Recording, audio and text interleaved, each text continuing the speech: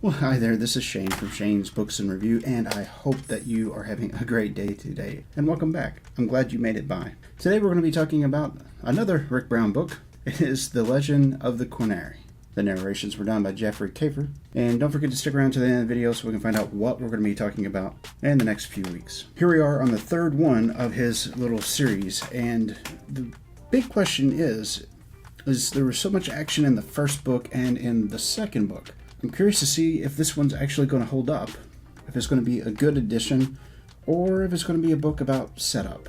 When the book opens, we find ourselves at the end, of course, of the second book, where things have gone really astray for the leader of the rebellion. There was a really bad thing that happened on his home planet, but he had been sitting there and waiting. She's a warrior. She's of the warrior class. I expect that something's going to happen. There's going to be some backstory that's going to happen probably in the next few books, I would guess, on her part, because there's all these hints that she's this ultimate warrior. She's just putting up with the fragile little human security guard. I think her name is Jessica. She's also manipulating things in the background because there's this huge folklore for the people that live in these new sectors that we're visiting in this series. Legend of Origins. Remember in the last video where I mentioned that there was this emperor that was controlling everything, and he had took advantage because people didn't have weapons, because there really wasn't any need for them. Everybody had been working together, but he saw that weakness and exploited it and became like the supreme blah blah blah blah, because he was able to really just decimate everybody that opposed him. Almost like a totalitarianistic dictator. So the legend that I mentioned, it has to do with Nathan, and there's this great person that comes from Seoul by the name of Nathan that is going to be their freedom. He's going to take them away from the clutches of evil that is holding them back. And this person that's manipulating everything, she lets this one guy know that's prophet. If you look here at these coordinates in space on your planet on this day, you'll see a bright flash of light, and that will be the return of Nathan. And so whenever they get where they're going, this big chain reaction of events that forces Nathan to become that person in a way. But I really like the way that Ryk Brown handled that situation, because instead of him becoming, ooh, yes, I am king after all, look at me go. You're my subject, you're going to do this because I say so. Oh, that's not the way Nathan went about it at all. No, instead what he does is he takes that moment to dispel it. He's like, look, I know that you've got this and you think this is who I am. I am from Seoul or from Earth. No, we all need to work together. It's not me that's going to make this happen. It's you. I'm not that person. I'm just who I am. And I think that works out to his advantage. There's a thing that some people have, and in this book, Nathan's character is emulating that. It's the instinctiveness, gut feeling that really good salespeople or really good politicians get. And he capitalizes on his ability to do that in a major, major way. It's kind of interesting to see what happens with that. There's, of course, the Empire that I keep mentioning, and they're having major problems because they only had X amount of ships, and Nathan has already done a lot of damage. They had only like 4 major warships, now they've only got 3.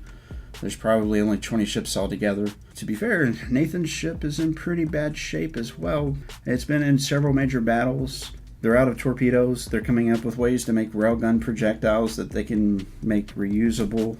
The whole story in this book is essentially them going from almost busted to not quite so bad, to Nathan bringing in all these people, group of miners in the previous book that were enslaved for debts or whatever. They were like indentured servants. He's allowed those people into his ship, and a lot of them are really good at technology and working on things. He's got a couple of pilots that came from that adventure. He's bringing all these different people from different places in to do things. And it bites him in the rear end a little bit. There's this young girl, which happens to be the daughter of the rebellion leader. And she's very technical minded. She doesn't like the same things that most people her age would like. But she does get tech, and she does understand how this is working. She starts asking very pointed questions to the person that's responsible, the main scientist for the jump drive technology, about the calculations that she's running and how it can be done better. All these little details all accumulate into whenever the Empire actually shows up, their ship being disabled. The main reason why they did that is because they needed to redo some of the reactors so they could get them back online. They had to take a lot of things down. They had X amount of time to do it. And of course, that would be a perfect time for the baddies to show up, especially whenever Nathan wasn't on the ship and Vlad was the one running it all. Yes, very, very cool. I really like that gentleman. He's a pretty cool cat. Speaking of Nathan not being on the ship, he's down on the planet, and they're not necessarily took prisoner, because that's not accurate, but it kind of is. There's this subplot from the people that work at the Empire that are trying to go against the rebels and other people. And so they're trying to infiltrate and have infiltrated all these people when it comes to the rebels. And since they have all their operatives in place, they know that Nathan is there and his chief of security is there and that they were having this big meeting and all this kind of a thing. Whenever Nathan tries to get help to a ship to help some of the people that are there, and the scientists are being sent, there's actually soldiers on board, and they try to take over Nathan's ship. You know, these are all the details that make the book. It jumped around a lot more than the other one did. The action and the dialogue and the things that were happening, the political movings inside of the book, they were all spaced out, so there was a lot of jumping around, because it seemed like there was like 3 storylines that was happening that all accumulated up to the end. So, in summary, the book was kind of a setup for things that are coming, with Nathan trying to postulate and get things set up so that he can help out with Tug and with the rest of the people that are under the thumb of the Empire. But his main goal is to get this energy source, which is mentioned in the last book and this one. That way they can make just one jump and get back to, well, Earth. And there's a pretty enduring scene at the end of it too, where even though Nathan has very, very precisely said, no, I'm not this guy, everybody embraces him as that guy. Now, what are some of the things that this book made me feel?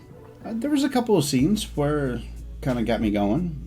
It was some high tension in a couple of places. It was interesting to see some of the plans that were getting laid for the next few books, of course, and so those were my main takeaways from it. I'm curious to know, if you've read it, what your main takeaways were for it. Question of the week. Let's say, theoretically, you got put in that situation where you were the Legend of Origin, according to some people that you run into. They have a thing that says your name, that you're going to deliver them from such and such and such and such, and regardless of your best efforts, you end up fulfilling that prophecy anyway. What would that make you feel? Speaking of which, if you want to have a chance to get your comments on the video, all you got to do is put them down there. And if they're interesting, I'll splash them up on the screen. I can't precisely remember which one of the Marco Close books we're on. I think we're on the 4th one. Whatever it is, I will splash it up on the screen. I'm pretty sure we'll be Marco Close in 2 weeks. And next week, we're going to have a surprise book. Ooh, just something random that I picked. Hope you enjoyed today's video. And if you think I'm doing a good job, don't forget, we do have Patreon links down there in the description. Feel free. You don't have to do it, but if you happen to do it, it will help keep the lights on. It'd be appreciated. Like, share, subscribe. This is Shane from Shane's Books and Review.